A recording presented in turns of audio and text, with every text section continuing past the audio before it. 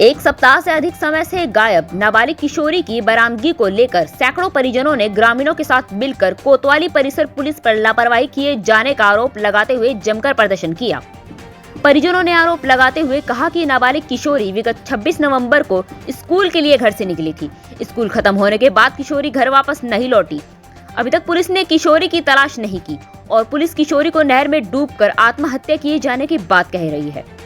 वहीं सीओ मंगलौर विवेक कुमार ने बताया कि पुलिस कंट्रोल रूम को सूचना मिली थी कि कोई नाबालिग किशोरी नसीरपुर कला के पास गंगनहर में डूब रही है। पुलिस ने काफी तलाश की लेकिन नाबालिग किशोरी का कोई सुराग नहीं मिला। उसके बाद पता चला कि नहर में डूबने वाली किशोरी नसीरपुर गांव की है, जिनके परिजनों ने पुलिस में गुमशुदगी दर्ज कराई थी। पुलिस सीसीटीवी कैमरे की मदद से पूरे मामले की जांच पड़ताल में जुटी हुई है। एक मंगलौर क्षेत्र का गांव पड़ता है नसीरपुर। 27 तारीख को एक वाल्मीकि समाज की बेटी जिसकी उम्र 14 से 15 साल है और वो लापता हो जाती है। और जब कोतवाली में हम इंफॉर्मेशन देते हैं तो उसके बाद भी इस पे अभी तक कोई कार्रवाई नहीं होती। उसके बाद पता लगता है कि वो लड़की अपनी बहन के साथ में स्कूल जाती है और स्कूल के बाहर से एक लड़के के साथ वो सुबह 9 और 10 के बीच में चल निकल जाती है और उसके बाद पूरे दिन वो घर पे नहीं आती। जब घर वाले पूछताछ करते हैं तो पता लगता है उसी कम्युनिटी के आदमी, जिस कम्युनिटी का वो लड़का है, वो बताते हैं कि आपकी लड़की तो नहर में डूब गई, परंतु नहर में उसका कुछ अवशेष नहीं मिलता जिससे कि ये पता लगे कि वो नहर में डूब गई है। फिर कोई सबूत नहीं मिलता। 27 तारीख की शाम को 112 के माध्यम से सूचना प्राप्त हुई, जिसमें कुछ लोगों ने एक लड़की को जो डूबते हुए देखा था। तो नहर में उसका ढूंढने का भी प्रयास किया गया तो उसका पता नहीं चला था। बाद में ज्ञात हुआ कि नसीरपुर कला की रहने वाली जो युवती है, नाबालिग है, और उसके संबंध में जो प्रकरण है वो हुआ है। इस संबंध में पुलिस ने मामला दर्ज कर लिया है और लगातार इसकी तलाश भी जारी है। सीडीआर और बाकी एनालिसिस के आधार पर जो भी संदिग्ध व्यक्ति हैं उनसे पूछताछ पुलिस कर रही है। करती थी। उस लड़के थे 26 तारीख को भी हुई थी और 27 तारीख को वो उसके साथ गई थी। जिस लड़के से वो बात करती थी, रवि। कौन था लड़का गांव पे था? रवि। कहाँ का रहने वाला था? मंडावली का। अच्छा, फिर वो कहता था कि तुझे अपनी मम्मी से मिला के लाऊंगा।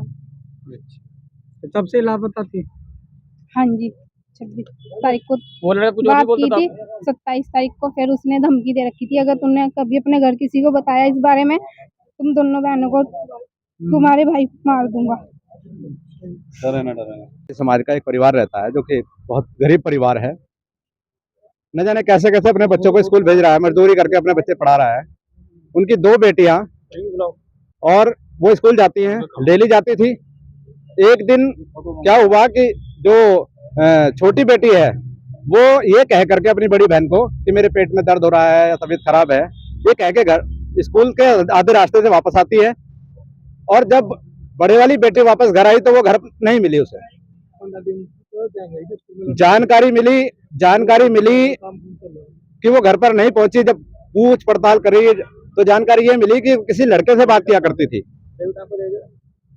तो अपने परिवार को ये डाउट है कि उस लड़के की कोई साजिश है, इस लड़की को गायब करवा दिया गया है। अफवाह फैलाई जा रही है कि उसने सुसाइड कर लिया, जबकि सुसाइड का कोई पुख्ता प्रमाण नजर नहीं आता, क्योंकि बेटी किसी प्रकार से मानसिक रूप से आहत नहीं थी, किसी प्रकार की उसकी एक्टिविटी ऐसी नहीं थी जिससे कि वो दुखी नजर आ रही हो। तो यहाँ पर पुलिस प्रशासन का पूरा झोल नजर आ रहा है। पूरी तरह से पुलिस प्रशासन की नाकामी नजर आ रही है कि अपने बच्चों की सुरक्षा पुलिस प्रशासन नहीं कर पा रही है, बेटियों की सुरक्षा नहीं कर पा रही है। जबकि बेटी बचाओ बेटी पढ़ाओ का अभियान सरकार देती है, नारा देती है। आज पुलिस प्रशासन मित्र पुलिस का जो है चेहरा बड़ा संदिग्ध परिस्थितियों में सामने आ रहा है। किस तरह की कार्रवाई चाहते हैं? पॉक्सो एक्ट में मुकदमा दर्ज होना चाहिए? बिल्कुल पॉक्सो एक्ट में मुकदमा दर्ज होना चाहिए। जानकारी तो लगे कम से कम कि बच्चा है कहाँ हमारा।